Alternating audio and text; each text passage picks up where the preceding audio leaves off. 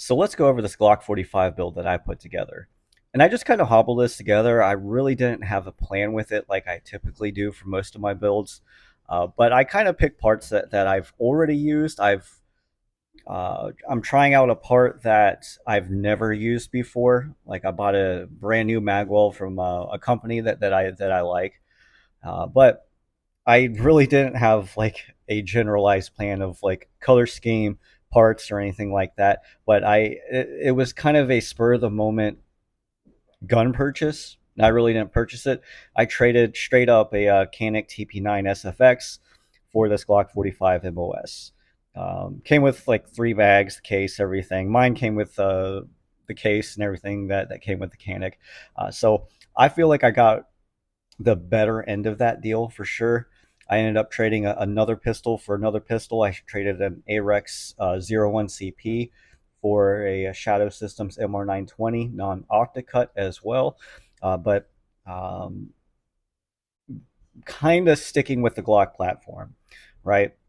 Not that I think Glock is the best platform or secondary by any means, but I really like the ability to work on this weapon system. I can completely disassemble and assemble this to its bare components in the matter of like 3.5 minutes. I can strip it down from this pistol to its bare components, put it all back together, and function check it within 3 and 3.5 minutes. I cannot do that with any other pistol brand. I like the aftermarket. I like personalizing my secondary and my weapon systems. I just that's why I like the Glock. And I know like Smith and Wesson has a relatively healthy aftermarket. Sig probably has the second best aftermarket support, but it still doesn't hold a candle to Glock. Everyone and their grandmother does Cerakote or slide work, frame work, optic cuts, or make some sort of part for the Glock. Whereas you might have to look a little bit harder for other pistol models like a CZ P10C or FN 509, H&K VP9. You know the polymer frame striker fired Wonder Nines, but I really wasn't looking for a Glock 45 as I'm not a fan of the 17 grip as it's big and I like the capacity, but I also like the ability. I just like the 19 frame. It's like the perfect frame size for me. So I really wasn't looking for a Glock 45. It's just that deal came along and I really couldn't pass it up. And what's going back to Glocks and personalizing them and stuff. If you really don't want to do this to a Glock, I get it, and that's fine. But the good part about the Glock being so easy to disassemble and work on is you can easily put it back into a generally stock configuration with ease, just like this. So obviously, there's some things that are still aftermarket on this, but for the most part, all the internals are OEM. This is now a 3 serialed Glock build. Obviously, aftermarket trigger, magwell and stuff, but for the most part, it's pretty stock. So I like the ability. Like if I don't want to run all the Gucci stuff on this, maybe I just want to carry this how this is. So if my gun gets taken away in a self defense shooting, I'm not losing a ton of extra money in police property. So that might be a reason why you don't want to personalize your Glock because you carry it for self defense. You just want it stock, which is completely understandable. And you might be afraid of losing all the equipment that you put on it, which is pretty valid in my opinion. So, but I do like to make it just look a little bit nicer. So, with the Glock 45 out of the way and kind of like my reasoning why I got it, uh, I'll probably just get like a Glock 49 down the road, just like I'm going to get an XR 920 Elite down the road, so I can just switch out the frames and slides and use whatever configuration I want of 17 and 19 frame and 19 and 17 slide. So, but getting down to the parts, Surefire X300 UB. It's a UB. UA, and this is the one that I this is the first Surefire X300 that I purchased, and I kind of switch this around on my Glocks because I can use it on my Safari Land duty holsters, like my 6354, my 6390s, and so I just kind of my shadow systems work on there. I just kind of exchanged that light on there. Although I do have four X300s, so I don't have to exchange them as much. But I don't like the lock. I mean, the lockup's solid on here. Like it's not going anywhere. You can see a little bit of movement, uh, but it's very holster compatible, which is why I like the X300s. So until I find a better light out there, I'll probably just stick with X300s. For the money, Streamlight TLR 1HLs are pretty nice. Although the ones that I've used and held, they don't feel as nice as the X300. I'm going to be honest. Of course, the X300s are double the price, but you get what you pay for sometimes. And I like the X300s. I like most Surefire lights.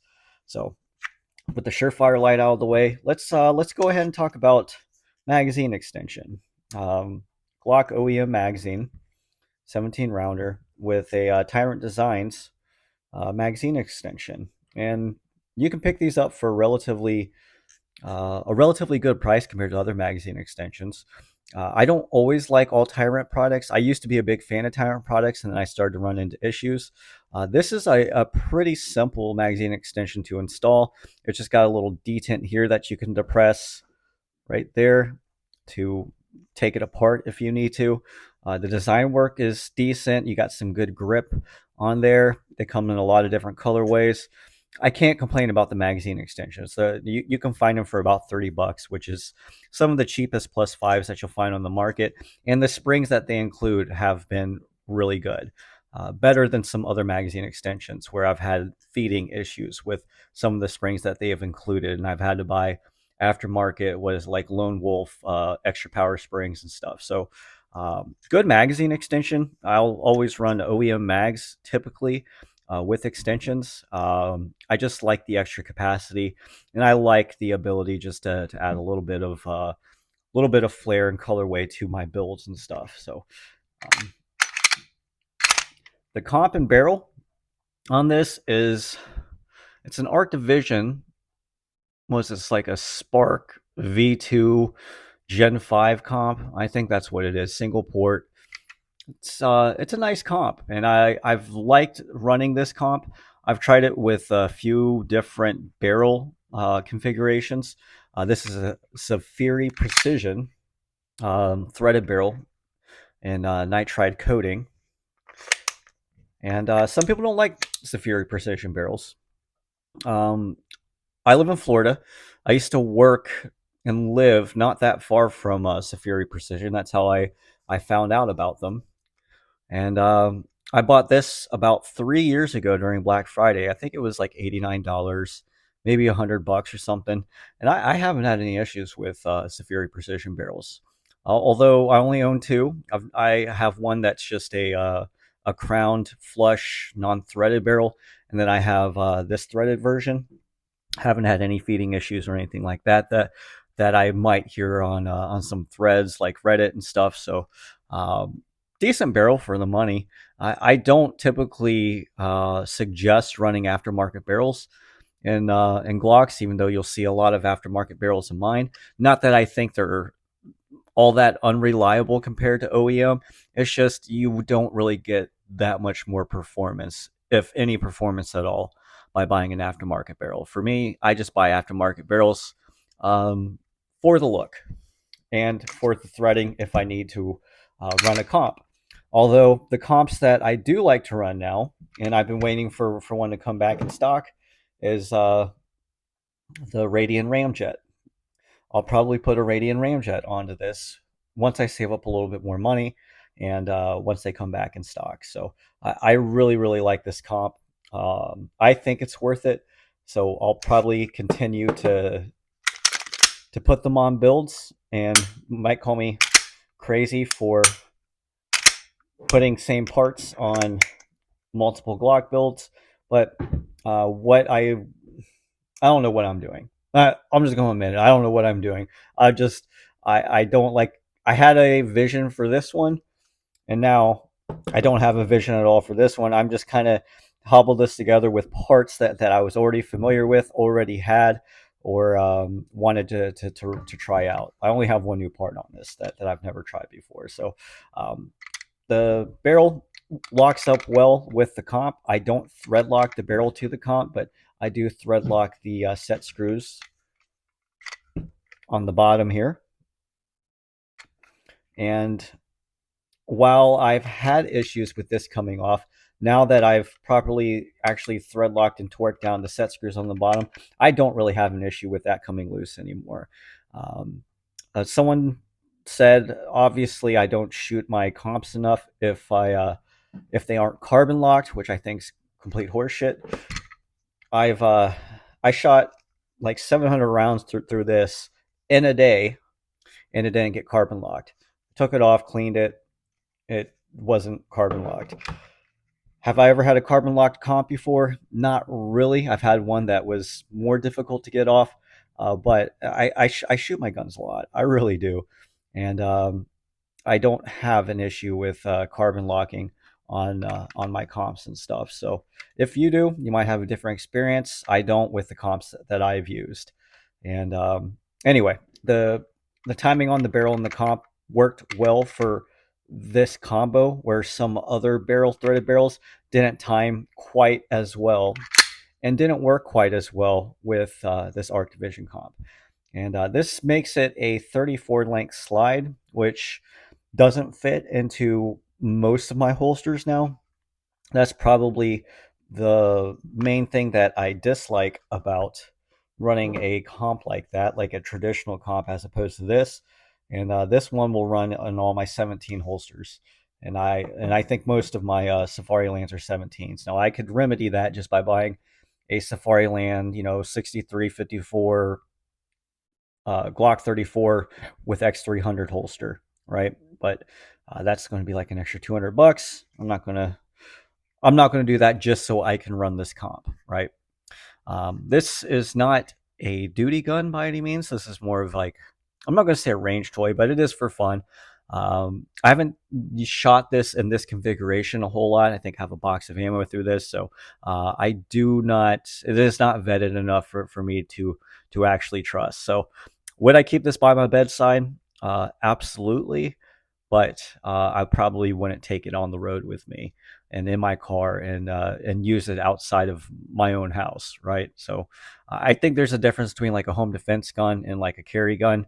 For your home defense gun, you can really run whatever you want to, as long as I have backups everywhere, so I'm not too concerned about a malfunction or anything. So as you can see, I also put a Guardian 6 and well, it's the Radiant Guardian and 6 optic plate and sights because I really, really like them.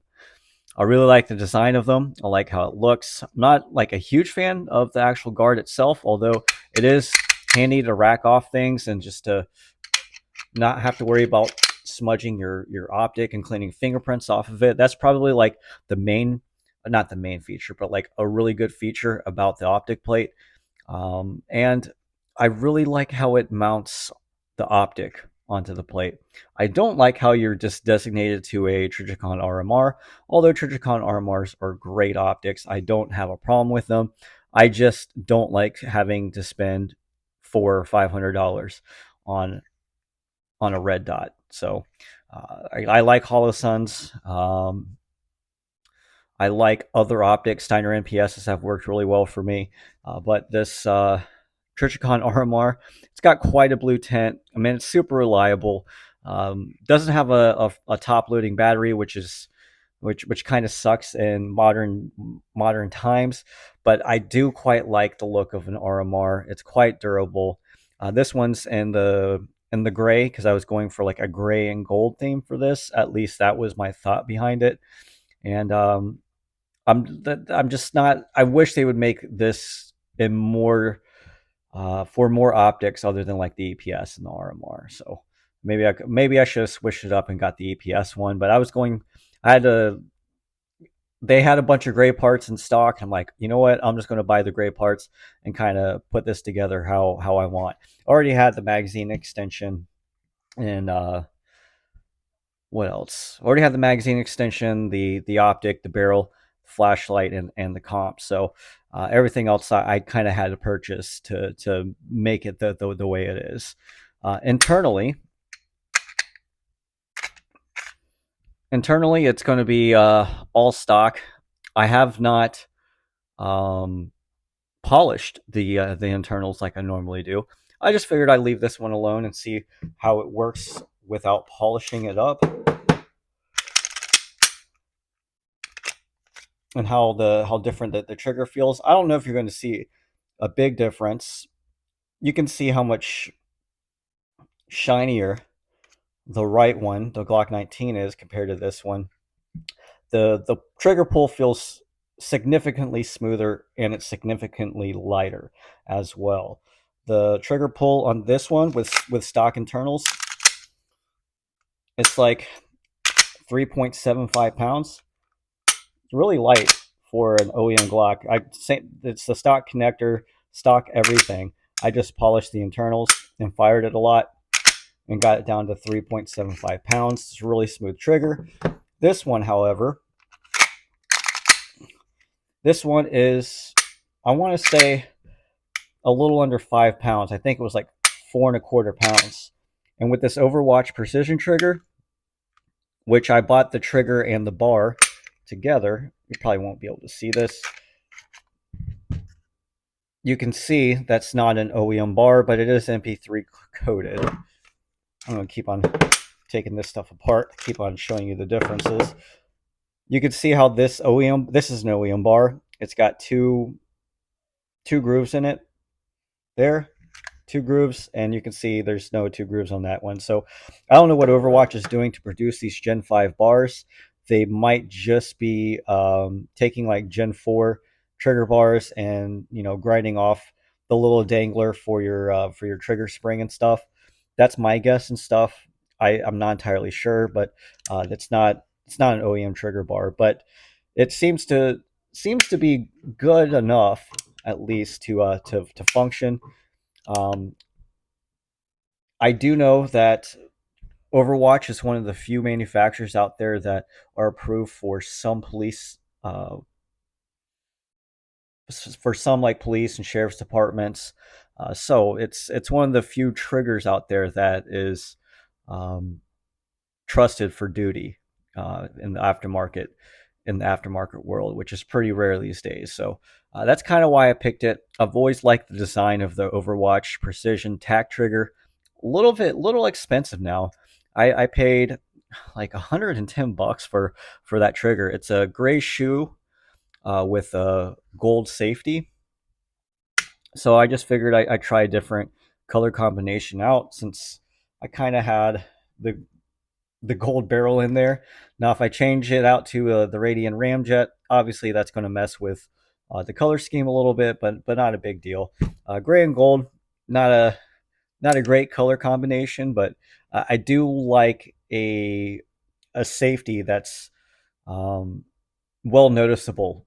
Besides the over the trigger shoe and stuff, so um, I always liked Overwatch. I found another Overwatch precision tack trigger, and it feels very OEM, although it reduces the take up, and that's like the main feature that I feel about it.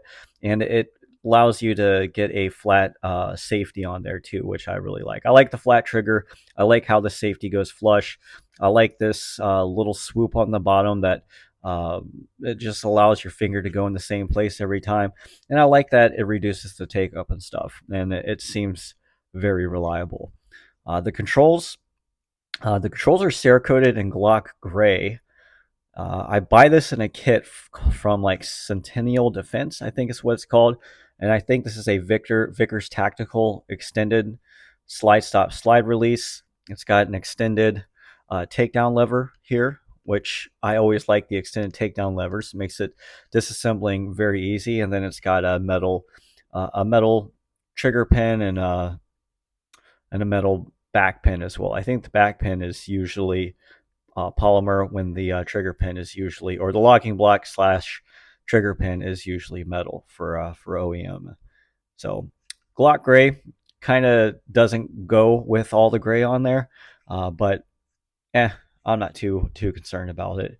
And this new part here, this I figured I'd try out because I've tried out a lot of different magwells, and I kind of messed up and I didn't get the Edgar Sherman's Designs magwell when it was in stock. It was in stock for like $78 on sale, and I'm like, I don't know, and then it sold out within like, I don't know, like 30 minutes. Went back to look at it and it was gone. So I went ahead and purchased. This is a Killer Innovations Gen 5 magwell, and what they do on this one, you got they give you two grip plugs. So this is actually compatible with Glock 17 and Glock 19 frames. Let's see if I can find it in here. Kind of interesting design, but it was kind of a pain in the ass to install. So you install the grip plug first, right? See G19.5. What you do is you install the grip plug first, and this is very tight. At least the Glock 17 one was very tight in there. I had to use a mallet to get it all the way in. And then you put the magwell over it, and then you install the set screw on the bottom, and then they give you a set screw that goes through your back strap and stuff here. And it does sit flush and stuff. So one of the things that is nice with this magwell is you're not going to have any screw on the back. It's a pretty long set screw, honestly, but some of the screws that go onto the back strap can protrude a little bit. This is going to be completely flush. Seems pretty secure, but you can see there's a little opening right there. It only comes in like black and this gray. But I like Killer Innovations products. I I've used their barrels, their slides, their triggers for the Glock platforms, and magazine extensions, and like all Killer Innovations products, it's it looks very aesthetically pleasing. The funnel on it's not super great, like composed to this is an Overwatch Precision, but you got to remember the 17 doesn't have as much of a flared magwell like the 19 and stuff, just due to the length of the frame and stuff. But you can see I'm already marring it up with some magazine extensions, and that's kind of the downside to running a magwell. Is not all magazines with mag extensions are going to be compatible. Like it is not compatible with Shield Arms magazine extensions, which is a huge bummer because I really like Shield Arms magazine extensions. Although almost all my Shield Arms magazine extensions are on 19 magazines, which is kind of the reason why I don't like the Glock 17 or the Glock 45 here, is because I can't run my 19. You can't run 19 mags, so all your 19 mags are just useless.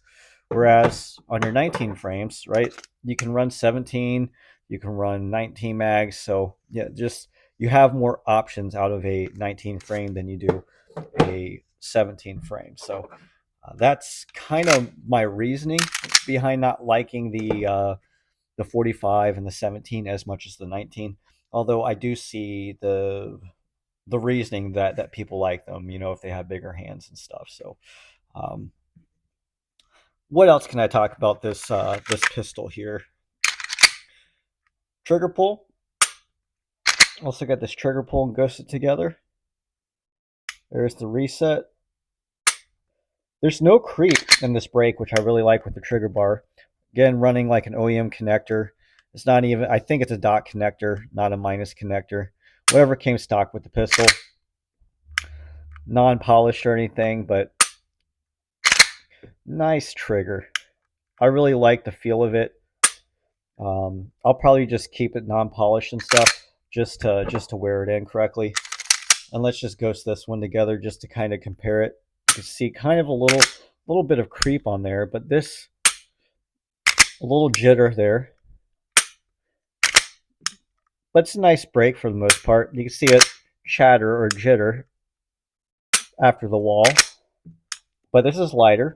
It's about a pound lighter overall than this Glock 45. But you have a harder wall on this one, right?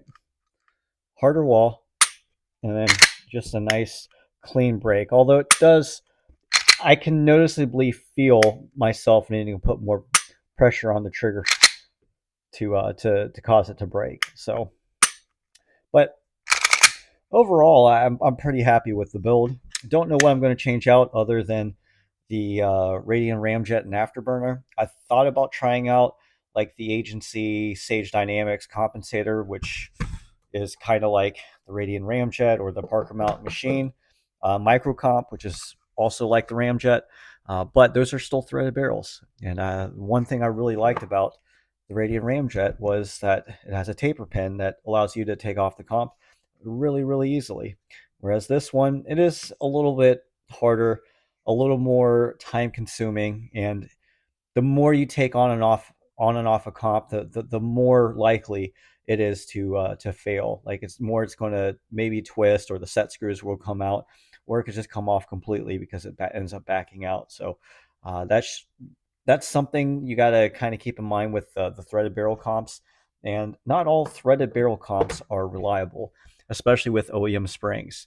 I've only really run into two comps in my experience now that run reliably. Well, now three with the Radian Ramjet and Afterburner that run reliably with OEM 18-pound recoil springs, and that's the Spark Division. This Spark Division comp, which is the single port one for the Gen 5, and the Suarez Street comp. Those have run almost 100% reliably in my time shooting with them. And the only time that they malfunctioned was because I was doing something to the pistol that was causing it to fail. Like had like a weird connector in there, or I was running like hollow points. Some hollow points don't run well in certain barrels and stuff. And I think it had more to do with the barrel than the comp. So I typically try to keep barrels and comps in the same manufacturer. Sometimes you'll have issues with tolerance stacking when changing out comps. And I probably will try an Arc Division threaded barrel down the road, as I'm really interested in that barrel, as it's the only aftermarket Glock 19 Gen 5 barrel that I found on the market that is made out of 4150. Everything else is made out of 416R. Now, I'm just kind of curious how better or more accurate a 4150 Glock barrel is compared to these almost every 416R barrel that I've tried for the Glock. Not that I can outshoot a OEM Glock barrel, because quite honestly, I don't see a huge difference in performance with aftermarket barrels. I just mainly get them for again the looks, as I said probably previous in this video. So I know this isn't everyone's cup of tea when it comes to Glock builds, and that's okay. It's just what I chose to do with this, and I'm perfectly happy with it. I think it's a good looking Glock build, a nice one to add to the collection. And even though it's very similar to this one, especially with the comp and stuff, it's got a little bit longer. It looks like a larger pistol, especially with the comp. So this is just like a baby version of this one as of right now and stuff. There's obviously subtle differences with the two builds and stuff, but I'm pretty happy overall and everything. And if I buy Glock MOS slides, um, I'm probably going to run these Radiant Guardian N6 sights. They're just my favorite. They're just very, very well done. I like just how low profile those sights are. I like how they include the sights if you buy them with them. They do sell the plate without the sights, but I do suggest it.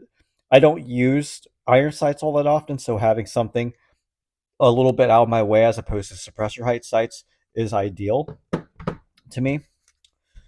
And it's just a good looking optic plate and stuff.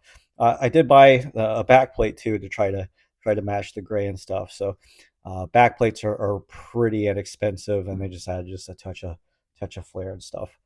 So not a big fan of lockstep arms. I've had issues with like lockstep arms, magazine release, and a base plate and stuff. It was very hard to get a base plate on. But they're back plates. They're just back plates. It's really hard to screw up a back plate. So one of the few ones that I can find in gray. That's why I bought it. So just like this is the only back plate I can find in OD green, made by the same company. lockstep arms. So these are basically like very similar versions of each other. So some people don't really like to have similar versions of pistols or firearms in general. I I just don't care. I don't care.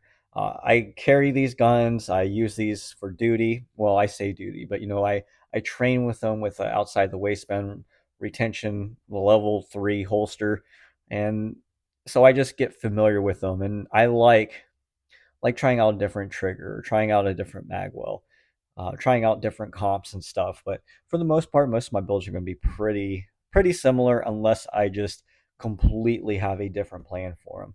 And I think going down the road, I'm going to build pretty similar pistols.